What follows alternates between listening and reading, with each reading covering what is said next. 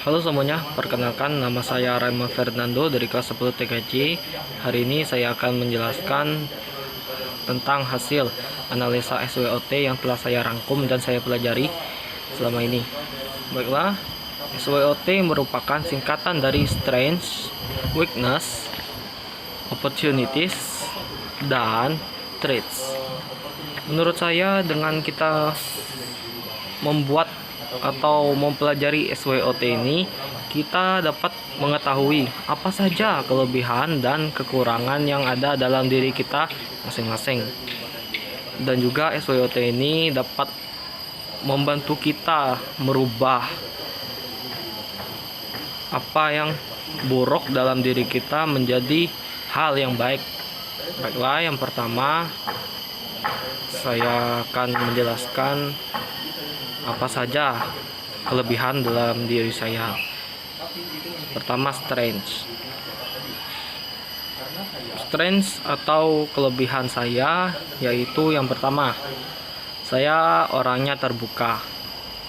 Saya sangat mudah untuk menerima masukan-masukan atau cerita-cerita dari teman saya mengenai permasalahan hidup mereka ataupun permasalahan yang telah mereka alami saat ini.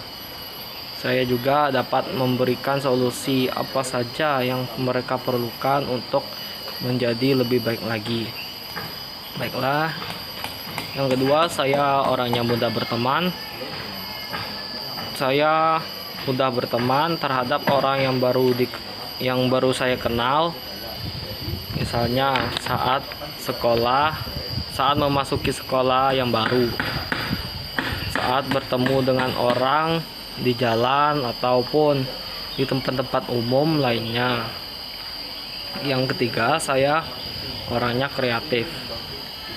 Saya dapat membuat karya yang baru, misalnya prakarya, merancang tugas, dan saya juga kreatif dalam mencari topik hiburan untuk teman-teman saya dan juga yang lain, dan juga orang-orang di sekitar saya.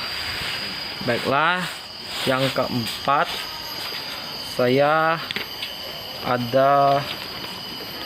adalah orang yang suka menolong.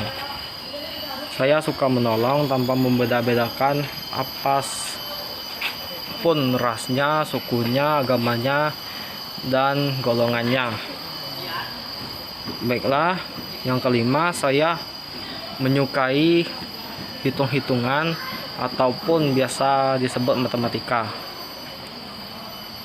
Saya suka menghitung karena menurut saya menghitung itu sangat menyenangkan dan juga dapat mengasah otak. Kemudian yang kedua, weakness atau kelemahan saya.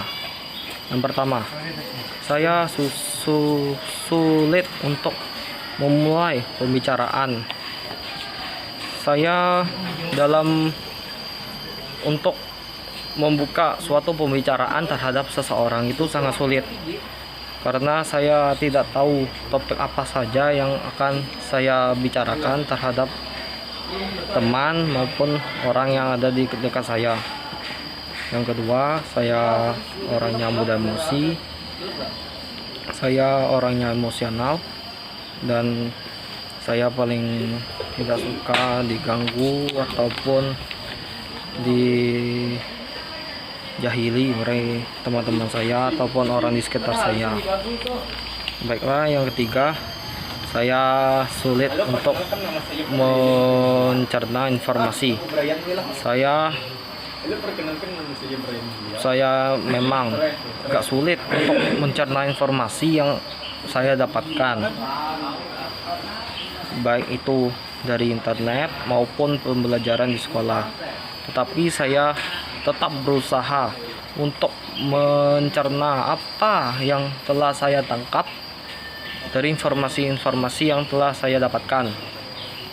Baiklah, yang keempat, saya tidak menyukai bahasa asing. Saya tidak menyukai bahasa asing, yaitu bahasa Inggris, karena saya tidak menikmati bahasa Inggris tersebut mulai dari SD sampai sekarang. Makanya saya dalam berbahasa Inggris itu sangatlah kurang dan sangat tidak bisa bila diberikan soal-soal bahasa Inggris. Baiklah, yang ketiga, opportunity atau kesempatan maupun peluang.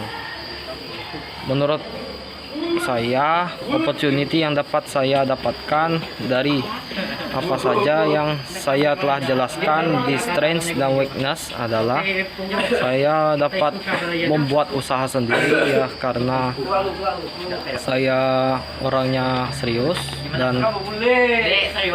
dan agak susah mungkin untuk menerima orang lain atau bekerja pada orang lain. Juga saya dapat menjadi penghitung yang baik karena saya suka menghitung, dan juga saya dapat mengedit video walaupun tidak sebagus editor-editor terkenal di luar sana. Baiklah, yang terakhir ada traits, ancaman. Menurut saya ancaman ini hanya ada dua, ancaman dari dalam dan ancaman dari luar. Baiklah, ancaman dari dalam yaitu dalam kita membuka suatu usaha pasti ada yang namanya sakit ataupun kekurangan dalam diri kita masing-masing. Jadi dalam ancaman dari dalam ini kita harus bisa menjaga kesehatan dan menjaga mood kita agar dalam bekerja kita dapat lebih fokus dan lebih menyukai pekerjaan tersebut. Dan juga skill, kita jangan sampai kehilangan skill bekerja kita, atau kita dalam berusaha itu memiliki kemampuan tertentu dan kita tidak boleh menghapusnya, dan kita tetap menjaganya agar tetap berjalan terus. Baiklah, yang kedua, ancaman dari luar. Menurut saya ancaman dari luar ini banyak sekali, seperti orang yang tidak menyukai kita dalam usaha yang kita bangun. Terus ada juga gangguan-gangguan lainnya yang berasal dari luar. Misalnya orang-orang yang sirik terhadap kita, maupun orang yang ingin menjahili kita dalam melakukan sesuatu. Oke, baiklah. Menurut saya sekian dulu hasil analisa saya. Saya ucapkan terima kasih dan sampai jumpa.